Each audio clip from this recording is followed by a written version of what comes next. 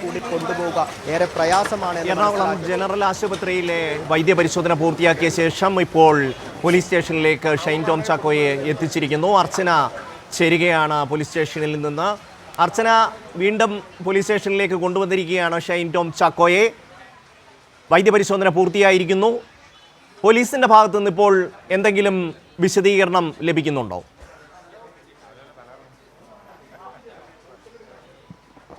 വൈദ്യപരിശോധന പൂർത്തിയാക്കിയ ശേഷം മുൻപാണ് ഇപ്പോൾ ഷൈൻ ടോം ചാക്കോയെ വൈദ്യപരിശോധന പൂർത്തിയാക്കിയ ശേഷം എറണാകുളത്തെ നോർത്ത് സ്റ്റേഷനിൽ എത്തിച്ചിരിക്കുന്നത്. ഇനി പ്രധാനമായും എന്താണ് അടുത്ത നടപടി എന്നാണ് അറിയേണ്ടത്. എന്തായാലും ഈ വകുപ്പുകൾ 27ഉം 29ഉം വകുപ്പുകൾ ജാമ്യം ലഭിക്കാവുന്ന വകുപ്പുകളാണ്. അതുകൊണ്ട് തന്നെ എന്തായിരിക്കും തുടർ നടപടി എന്നാണ് ഏറ്റവും പ്രധാനമായും അറിയാനുള്ളത്. എന്തായാലും വൈദ്യപരിശോധന അത് പൂർത്തിയായിരിക്കുന്നു. വിശദമായ വൈദ്യപരിശോധന തന്നെയാണ് ഇതുമായി ബന്ധപ്പെട്ട് ഉണ്ടായിരുന്നത്. ഇതിൽ പ്രധാനമായും ലഹരി ഉപയോഗിച്ചിട്ടുള്ളതടക്കമുള്ള പരിശോധനകളാണ് നടന്നത്. അതിനുശേഷമാണ് ഇപ്പോൾ സ്റ്റേഷനിലേക്ക് ഷൈൻ ടോം ചാക്കോയെ എത്തിച്ചിരിക്കുന്നത്. എന്തായാലും സ്റ്റേഷൻ ജാമ്യത്തിൽ വിടാനുള്ളൊരു സാധ്യതയാണ് നിലവിൽ കാണുന്നത്. കാരണം ഈ NDPS വകുപ്പുകൾ 27ഉം 29ഉം വകുപ്പുകൾ ജാമ്യം ലഭിക്കാവുന്ന വകുപ്പുകളാണ്. ഇതിൽ 29ആം വകുപ്പ് ഗൂഢാലോചനയുമായി ബന്ധപ്പെട്ടതാണ്. 27 ലഹരി ഉപയോഗിച്ചതുമായി ബന്ധപ്പെട്ടതാണ്.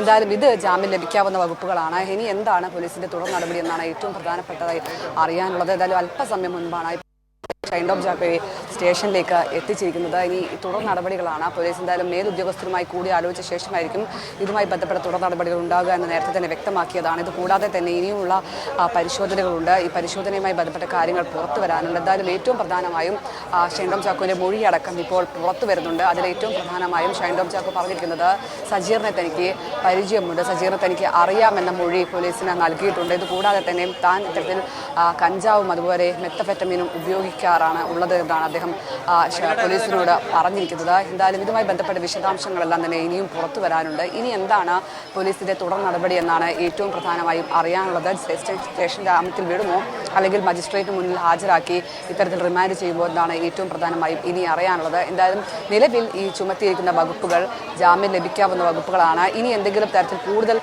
വകുപ്പുകൾ ചുമത്താനുള്ള സാധ്യതയുണ്ടോ എന്നത് പ്രധാനമായും ഇനി അറിയാനുള്ളത്. കാരണം ഇത്തരത്തിൽ ലഹരി ഉപയോഗിച്ചോ എന്ന് കണ്ടെത്തിയാൽ ഉറപ്പായും കൂടുതൽ വകുപ്പുകൾ ഇത്തരത്തിൽ ചുമത്തുമോ എന്ന് പ്രധാനമായും അറിയേണ്ടതുണ്ട്. നിലവിൽ ഇപ്പോൾ വിശദമായ വൈദ്യപരിശോധന പൂർത്തിയായിട്ടുണ്ട്. വൈദ്യപരിശോധന റിപ്പോർട്ട് വരാൻ ഇനിയും കാലതാമസമുണ്ട്. എന്നാൽ എന്താണ് ഇനിയുള്ള തുടർ നടപടി എന്നാണ് പ്രധാനമായും അറിയാനുള്ളത്. എന്തായാലും ഏറ്റവും നിർണായകമായത് ഈ സജീറുമായുള്ള ബന്ധമാണ്. ഈ സജീറിനെ ഇനി ചോദ്യം ചെയ്യാൻ വിളിപ്പിക്കുമോ, അത്തരം നടപടിയിലേക്ക് പോലീസ് കടക്കുമോ എന്താണ് ഇനി മറ്റൊരു പ്രധാനപ്പെട്ട കാര്യം. അത്തരത്തിലുള്ള കാര്യങ്ങളിലേക്ക് പോലീസ് എന്തായാലും ഉടനടി നീങ്ങും. അതിന് മേലുദ്യോഗസ്ഥരുമായി കൂടി ആലോചിച്ച ശേഷം നടപടിയെടുക്കും. എന്തായാലും ഷൈൻ ടോം ചാക്കോയെ കുരുക്കിയത് ഏറ്റവും പ്രധാനമായും ഈ സജീറുമായുള്ള സാമ്പത്തിക ഇടപാടുകളാണ്. അതിൽ ആദ്യഘട്ടത്തിൽ സജീറിനെ അറിയില്ല, താൻ ഇത്തരത്തിൽ രാസലഹരി ഉപയോഗിക്കുന്ന ആളല്ല എന്നെല്ലാം ഈ ഷൈൻ ടോം ചാക്കോ പറഞ്ഞെങ്കിലും പിന്നീട് പോലീസിന്റെ കയ്യിൽ കൃത്യമായി ഇതിന്റെ വിവരങ്ങൾ ഉണ്ടായിരുന്നു. ഈ സാമ്പത്തിക ഇടപാടുകൾ 20,000 രൂപ ഇത്തരത്തിൽ സജീറിന് ഈ ഷൈൻ ടോം ചാക്കോ അയച്ചു കൊടുത്തതിന്റെ വിവരങ്ങൾ പോലീസിന്റെ പക്കലുണ്ടായിരുന്നു. ഇതുമായി ബന്ധപ്പെട്ട് ചോദ്യം ചോദിച്ചപ്പോഴാണ് ഇത് നിഷേധിക്കാനാവാതെ ഇത്തരത്തിൽ ഈ സജീറിനെ അറിയാമെന്ന് ഈ ഷൈൻ ടോം ചാക്കോ സമ്മതിച്ചിരിക്കുന്നത്.